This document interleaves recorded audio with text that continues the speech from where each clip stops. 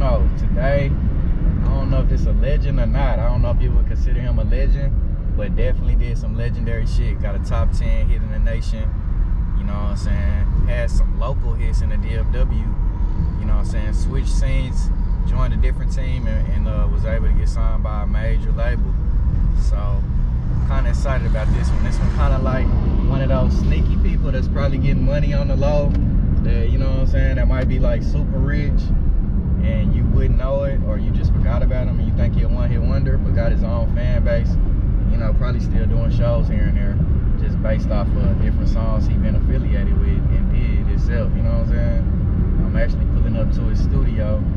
I got, you know, T Wayne on the driver's seat today, so if you're not familiar with him, you probably just want to go do your research, get on Google and type in T Wayne. It's that simple, and then it'll pull up all of his shit that he did, and you'll be familiar. That's why I'm doing this, so people could be educated, so they can know what's going on. You know what I'm saying? I had to pull up to the H and get the real scoop and see what's going on, man. It's the driver's seat, Houston edition. You know what I'm saying? My guy, what's happening? T Wayne on the driver's seat. Yes, or sir. is it Ricky? I mean, what I call you, man? Like, it's still T Wayne, but you know, the alter ego is Ricky. Yeah, and who is the alter ego? Like, can you describe it a little bit? The Ricky, I'm gonna be real with you. I made this name like 9-10 years ago because I was tired of people getting me confused with T-Pain and Lil Wayne. So yeah, I came up with Ricky, but I really, you know, I was a big fan of Rick Ross, and I was like, Rick Ross the boss, and I'm a boss. Yeah. And I just, you know what I'm saying, I just changed my name to Ricky. Yeah. I got it off of just, you know what I'm saying, because I looked up to Rick Ross, so I named myself after Rick Ross. But my name's still T Wayne, but Ricky is just, it just stuck with me since I, you know what I'm saying? Yeah. Might throw your seatbelt on. Oh yeah. No, you good. Safety first, you know, man. You know. Oh yeah, but shit, do you think you get the respect you deserve, bro? Cause you kind of like, damn, bro, you got a top 10 hit. I mean, a worldwide hit, not just even just in the U.S. And it's like, I never hear nobody bring you up. You know what I'm saying? It could be because you don't really have a per se home base. Yeah. But do you think people, you know what I'm saying, acknowledge you as such? A multi-platinum, how many times platinum maybe is? I know at least one song. Once or twice. Yeah. Maybe twice. Yeah, it should be at least. Yeah. I mean, I don't know. My thing is, when it come to, I ain't really just too much worried about like people bringing me up or whatever, cause yeah, I did it for the love of it. You know what I'm saying? I ain't do it cause I want to be the biggest fucking. I ain't do it cause I want to be the champion. Of course, I want to be a legend, which I'm a legend for even going platinum. And coming from where I even came from, just for even doing it, even if I never go platinum again, not saying that I won't, but just from doing that, coming from where I'm from, because I'm really from Abilene, small, you know what I'm saying, small town. I'm the only nigga that ever go platinum, to ever have a big song out of that city.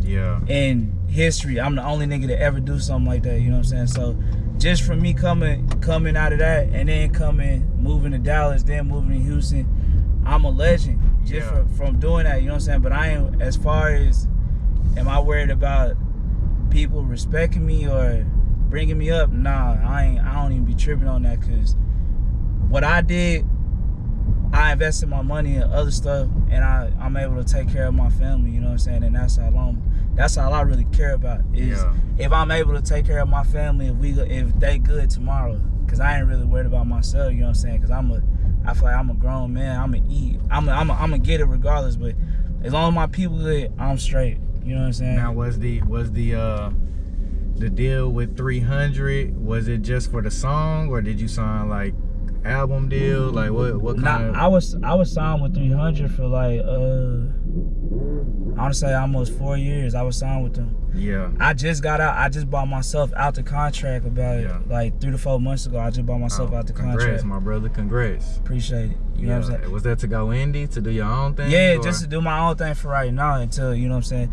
But 300, they a good label, you know what I'm saying? They good people, but you know, we just didn't see really eye to eye. And it really we didn't get into it or nothing, you know what I'm saying? It just, they was doing their thing, and I, you know what I'm saying, I gotta do my thing. So I was like, let me out, and they was like, shit, you good. Was you over there with Todd, or it was after Todd? Yeah, I was there when Todd was there. Oh, okay, then, so you seen before and after? Yeah, I was there when Todd was there. You know what I'm saying? We got Salim and Kevin and whatever and whatnot. You know what I'm saying? But everybody there was good people. It's just that my issue really was I didn't ever go out to New York like I should have. I went to New York a couple times when we was like, me and 300 was close. We was close at one point. When you had the biggest song ever, probably. Yeah. And probably a year or two after that, I was going to New York, and then I just stopped going. Like I was like, you know what I'm saying? Then, I don't know, bro. I feel like I'm a Houston dude now, bro. But I'm getting out of there. I'm starting to move around again. Yeah. So pretty much. I mean, would you say overall it was a beneficial deal for you, or not? I mean, you got the hit record out of it. You know what I'm saying? Platinum plaques. Yeah. Well, I'm gonna be real with you. I got that from record. Take break. But yeah, so you had the record Nasty before the Nasty Freestyle, actually before the 300 shit. Yeah, I had that bitch before that hoe, and then you know how it go. You get that hit, every label in America call you. Yeah, I had every single label invented. Even labels that wasn't labels was calling me. Like, yeah, they was finna build their momentum off you no matter what. Yeah, but 300, you know, they was. I mean, I don't know if it was them, but who was managing me at the time, they did they little bullshit, lied to me or whatever, make me sign to them. So yeah, so you never yourself, like, cause I know earlier you were saying you didn't really go to New York. Even yourself at that time wasn't involved with it. No. When that happened, I was very much. I was hands on. Yeah, very much. I was moving around.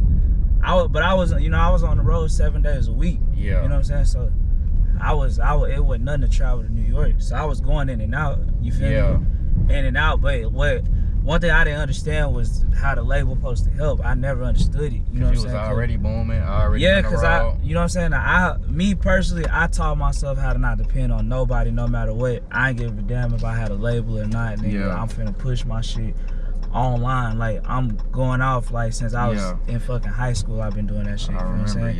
Yeah, you already know the internet shit. Like, and so whenever I was like asking them, like, I'm trying to drop this song, you know what I'm saying? They put that shit on all the platforms and all that shit, but when I was trying to get ready to drop the song, they be like, do what you did at first to get the next one popping, and then we gonna get behind it. Damn. But yeah, that's what they told me. So you couldn't really drop and get them to push it. You had to already have. I had to have a buzz on the song. You know what I'm saying? Which I did a few times, and then they got behind it. But I thought they was supposed to blow the motherfucker up from the jump. And I was like, nigga, I did my shit now. Yeah. You know what I'm saying? I worked my whole life for y'all to come and take over, and then I'ma just do the groundwork, and y'all, you feel what I'm saying? Yeah. So I thought it was supposed to be like that. It wasn't like that, and they was getting a percentage, and I wasn't feeling that. You know what I'm saying? So yeah, I came up with a plan on how to get myself out the deal, and my plan worked.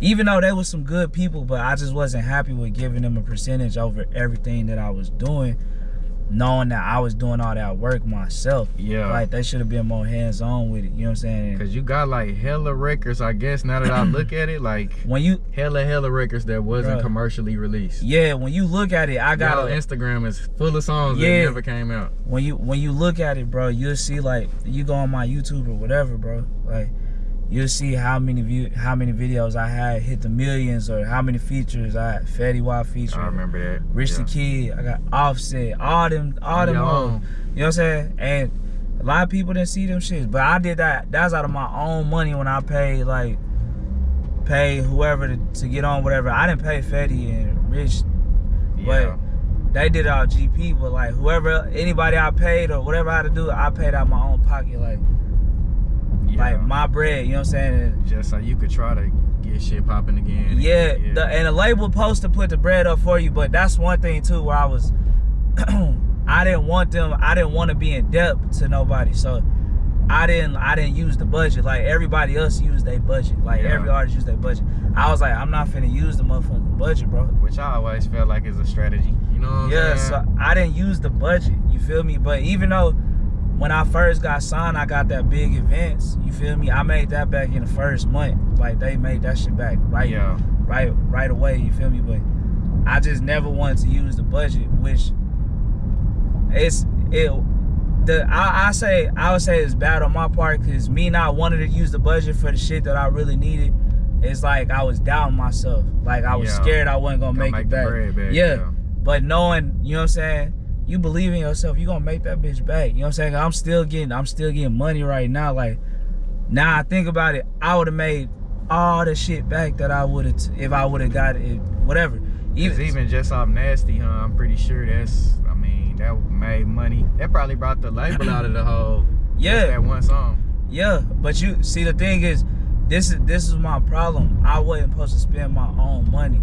It don't matter what you do. You're not supposed to spend your own money. You supposed to get loans. It don't matter how rich you is. You supposed to use somebody else's money. Real talk. But I'm saying, even though I got money right now, I'm not supposed to be spending none of my shit. You supposed to get loans and shit. Like just to be smart. On you feel what I'm saying? Shit, yeah. So you stack that bitch back up. You feel me? And then that's like that shit Kanye did. We all know Kanye rich as hell, but he was getting he said he was in debt for the longest. Yeah. But he's still rich to the motherfucker, you know what I'm saying? Yeah, he triple back because he didn't touch his own bread. Yeah, and that's how you supposed to move that shit. But I learned from seeing that Kanye shit. I learned a lot from that shit. Yeah, now even before that, man, before the Nasty Freestyle, the 300 deal, you a journeyman. You say you from Abilene, but you made your course through Dallas and had, you know, South Dallas Swag, which was a huge song during the boogie movement. Was you originally like with Top Off and Lil Ronnie Camp? Hell yeah. With JT, Mr. You know what I'm saying? Hell yeah. Guaranteed to Rick. Yeah. Them was my brothers. Like, yeah. That's where we started. Like we started in the mud, all of us. Yeah. We started in the mud. We was staying in an apartment in Arlington at one point. Whenever I made that song, we was staying in an apartment. But you know, I'm just like, I'm just a nigga that studies the internet. I find out what's hot. I don't try and go against the grain. I don't be like, shit, I want to be different. I found out what the fuck is hot, and I go make whatever's hot and do it my own way. So that's basically how that came about. Even though that shit was like, what, like 12 years ago or some shit? Yeah. It was a long ass time ago, but I found out what was hot, and I was like, shit, let me do it my way. You feel me? Is that what kind of led you to, like, cause it seemed like, okay, bam, that song got hot, then next thing I knew you was in Houston with the, was it We Run It, you know? Yeah, when We Run It. Yeah, so like how did you make that transition, man? Cause I knew you was like a journeyman. Like how did you even get from all of these different places, like Abilene to Dallas to Houston? So I moved from Abilene to Dallas, and then before I went to Houston, I moved to Waco, and that's when Cheddar had found my music. It was when MySpace was popping. Cheddar found my shit. Yeah. He found my shit, and he just the first nigga to ever believe in me, bro. I didn't have no bread or nothing. He just shooed me bread like, hey, go get you some clothes or something. You gotta look like a rapper or whatever. Nigga buying me just all the shit, bro. Like helping me become like a rapper, cause you gotta have that image, bro. Like people respect you more if you got the motherfucking image. You might be broke as hell, but if you look like you getting that money, they respect you for some reason. I don't know why the world is fake, but yeah, he put the bread up behind me. But that was before South Dallas Swag. Yeah. He just so happened to come, and then my next song that I made was that song, and then that shit just took the fuck off. What record did you have before that? I know you had I mean, you was one of the hottest in the DF-Dub. I remember, you know what I'm saying? Like I had the high school day, I had Boogie on the Floor. Okay, there you go. Yeah, in high school, that motherfucker was hot. I was getting booked in 12th grade, like going to do the shows and then go to school the next morning. And that was pretty much like what gave you the taste of the shit and made you know this what you was gonna be doing. Yeah, that's Boogie on the Floor. Yeah, I quit football and everything. Like, and I wanted to go to the NFL, but I seen, you know what I'm saying, how they was jugging niggas on the field. Like they ain't really care about niggas had talent or not. Nigga. Like, they ain't give a fuck about that shit. That was political. Yeah, they care if you was gonna do what they say and be there when they need, and I wasn't trying to do that shit. And I wasn't trying to give my whole life to football type shit. Like, even though I was good, like I wasn't like, nigga, nah, I'm not finna do this shit, bro. Yeah. Now your relationship with Cheddar still good? I talk to Cheddar every day. Yeah. Every motherfucking day. Yeah. I lived with, I ain't gonna lie, he let me live with him. I stayed with him for like 7 years. 6 years, bro. Like, and he just had on faith in you. On the couch in the back room, like nigga, like really looked out for me, bro. Yeah, I remember your grind coming up, bro. Like, I remember you fucking with the Mossberg. You know what I'm saying? It was like a relentless grind. You was bringing your studio everywhere. Yeah. You know what I'm saying? And you probably didn't have much. Like, you was just, I remember that relentless grind, bro. So that's why it's like, it's not funny to see that. You know what I'm saying? Yeah, I didn't have nothing, bro. Y'all, yeah, you seen all that shit. I didn't have nothing, bro. Yeah. I just had, all I had was a grind. That was it. Yeah, and that shit led you, you know what I'm saying, to Houston. So do you feel like Houston embrace you as like one of their own, or is it like you a guest star? I mean, how is it when you go to the club and go out? Is it like, nah, I think they send you bottles, or you know what I think Houston, bro, they showed me love. They showed me mad love. They accepted me. I'm basically a Houstonian. I live here for over 10 years, bro. Like, yeah, I'm a Houstonian. They show me love wherever I go. It's straight. You know what I'm saying? I ain't talking about like if I just run in somebody's hood and do the most like that shit. I ain't on that shit. But you know what I'm saying? But like, people fuck with me out here, and they ain't got nothing against me for that. I mean, some people, when I moved here, some people was mad. You know what I'm saying? They was like, this nigga a Dallas nigga, and he coming to Houston promoting a Dallas song or whatever. But other than that, they show me love. I'm cool with everybody, bro. Like, yeah, especially after that huge hit. I feel like anybody gonna just like, oh, now he one of ours. You know what I'm saying? Yeah, and I stay out of drama, bro. Like, I'm just cool, bro. Like, I'm like a chill ass nigga, bro. Like, I don't be trying to. All I want to do is feed the fam, bro. Like, that's all it is. So is music your main thing anymore? Because I know you say you got other investments. I see you got the big ass truck out there. That's not a normal truck. That's not a normal truck. Of course, so that's an investment. You know what I'm saying? So like, that's one of my trucks. But yeah, I got that. You got the studio. I own the studio. Yeah. I just got shit that I do other stuff. Like stuff that I invested in, but I'll tell you off the camera. Like, it ain't like moving, working on that shit. I ain't doing none of that. I'm not. You know what I'm saying? I came too far. I ain't trying to go that route. So is music something you care about still? Is it a passion? Music is what I do all day still, 24/7. Like, that's it. That's why I'm in the studio. I'm doing that 24/7. That's my main income, still the music. You know what I'm saying? Because, you know, as people don't know, I still got, what, 900,000 subscribers on YouTube. Man. 600,000 on TikTok. 800,000 followers on Facebook. Man. 300,000 on Instagram. 200,000 on Twitter. Man. It's income coming out of. Hey, I believe it. The income coming off something. Yeah, like, you monetizing your following pretty much. Yeah, then cause I noticed, man, like, is it like, okay, from even day one, it's like you embrace the dance culture too? Like, when did you make that decision? Like, okay, I'm gonna make this music, this dance shit, I'm gonna stick to my lane, I don't give a fuck. We gonna make dances to this shit. And you know what I'm saying? And the shit got its like own following, I feel like, with the kids. And you know what I'm saying? It's not necessarily for the trappers and the, you know what I'm saying? Yeah. Well, see, the thing is, I make everything. Yeah. But like I said, I'm going with whatever is hot. If it's hot, I'm on it. Like, I'm not gonna be that old ass nigga that get old and be like, I'm trying to do the old school shit. I ain't doing that shit. You know what I'm saying? I've been in this too long.